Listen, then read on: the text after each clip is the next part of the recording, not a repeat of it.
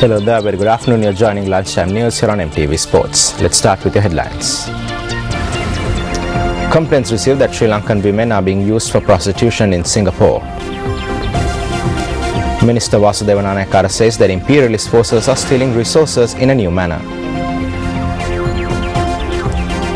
Chief suspects in the Delhi rape case commits suicide. Well, now to those stories in detail. Colombo High Court Judge Lalit Jayasuriya decided to postpone the hearing of the petition filed by the father of MP Duminda Silva seeking bail for his son to the 15th of May. Attorneys appearing on behalf of the father of MP Duminda Silva said that as the client is not in good health, they had requested court to look into the request seeking bail in a short time frame. Presenting a skull to show the seriousness of the injuries that MP Duminda Silva had sustained to his head, the attorneys said that the MP was shot 3 times. The attorneys further said that MP Duminda Silva was brought back to the island from Singapore against medical advice.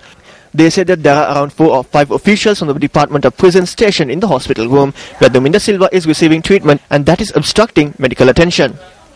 High Court Judge Lalit Jayasuriya said that he is not a doctor to decide on the level of injury that MP Duminda Silva had sustained. The judge further said that if the stationed prison officers are an obstruction when providing treatment to the MP, the officers can be requested to be stationed outside the hospital room at that time. The petition will be taken up on the 15th of May, and notices were issued for the Attorney General and the officers from the Criminal Investigations Department to appear in court. Well, in more local news, the Police, Children and Women's Bureau states that complaints have been lodged on trafficking Sri Lankan women to Singapore for prostitution. Director of the unit SSP Jayantha Wickramasinghe said that investigations are underway into the complaints. We are conducting investigations into complaints where women are being taken to Singapore promising employment and later forced into prostitution. I would like to tell all women who are planning to go to Singapore for employment to first register themselves in the Ministry of Foreign Employment and to travel with the knowledge of the ministry. We have received a number of complaints about women who are used for prostitution after being taken there promising work. Meanwhile, Minister of National Languages and Social Integration Vasudeva Nanayakkara says that the imperialist forces are engaged in stealing resources in a new manner. The minister made this comment yesterday during an event held to unveil the book titled Kolonnave Parliamentu Puranaya. The book was authored by Sarath Kumara Samaraveera. Minister of Environment Susil Premajayantha and former Deputy Minister Navrage Bennett Kure also attended the event.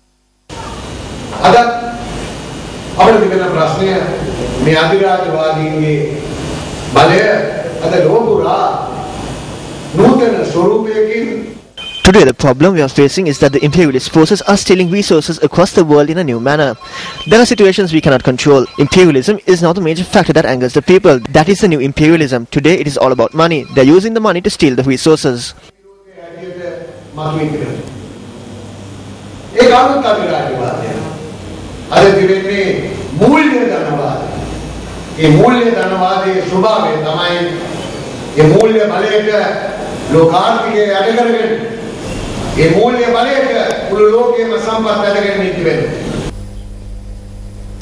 UNP parliamentarian Dasir Jayasekara said that in the present, the country is experiencing a burdened development. He said this at an event held in Panduwas Nuwara. This event was held to commemorate the inauguration ceremony of the renovation of the Galvava water project in line with the establishment of the branch office of the United National Party in the Galvava area. Presently, we do not have the development we need, but a development that is heavily burdened. What is the necessary development that we need? We have built dilapidated roads. They do not construct roads that we need, but roads the government needs. Therefore, the result of the expenses that have been incurred for such projects will not return anytime soon. Then who will take the responsibility for this money? We have to take the responsibility. You will have to take the responsibility. Then we will have to pay a lot of money for the loans that we have taken. Professor Atula Senaratna of the University of Peradeniya says that the fragments that were found in Arlagangwila Polonnaruwa are not meteorite fragments. He pointed out that the fragments were the result of a reaction that takes place after lightning comes into contact with soil.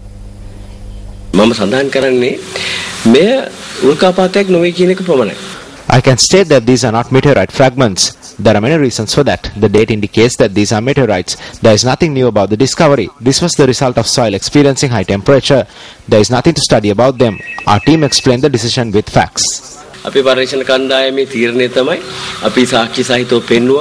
Meanwhile, Professor Atula Senaratne went on to say that if the meteor broke off in the Earth's atmosphere, its fragments would have fallen in many areas in the country. If it broke off 10 kilometers above Earth, its fragments should have spread across the country. It cannot be found in a limited space like 2 acres of paddy land in Arlagangwila. If it broke off 10 kilometers above, it should have spread in a vast area. Well,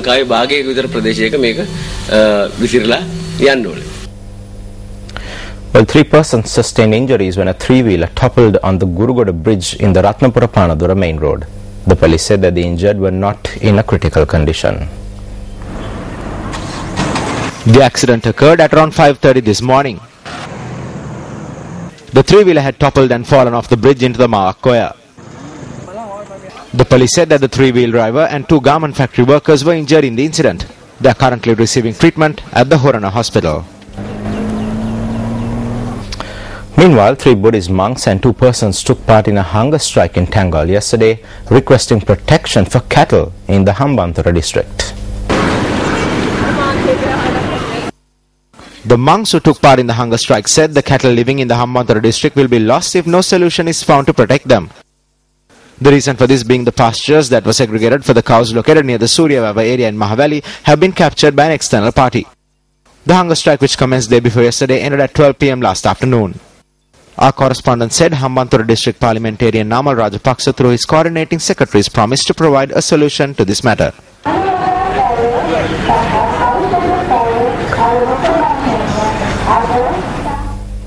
The Minister of Postal Services said discussions will be held with the tender committee regarding the problems arisen in the International Postal Service.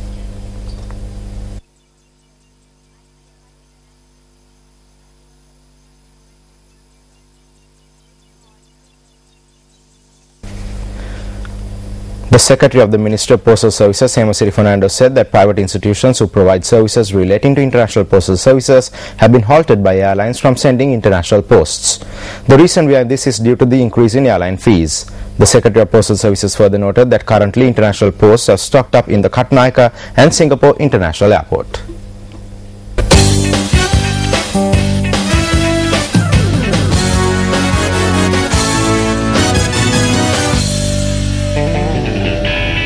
Well, in sports, day 4 of the first test between Sri Lanka and Bangladesh is currently underway at the Galle International Stadium. Putting a strong batting performance, the Bangladeshis pushed the result further towards a draw with an impressive 546 runs for 5 in their first innings at lunch. The visitors resumed batting in their first innings on an overnight score of 438 for 4.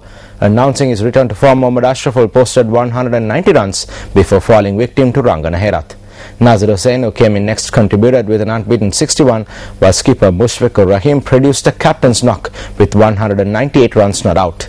In reply to Sri Lanka's first innings score of 570 for 4 declared, Bangladesh were 546 for 5 at lunch.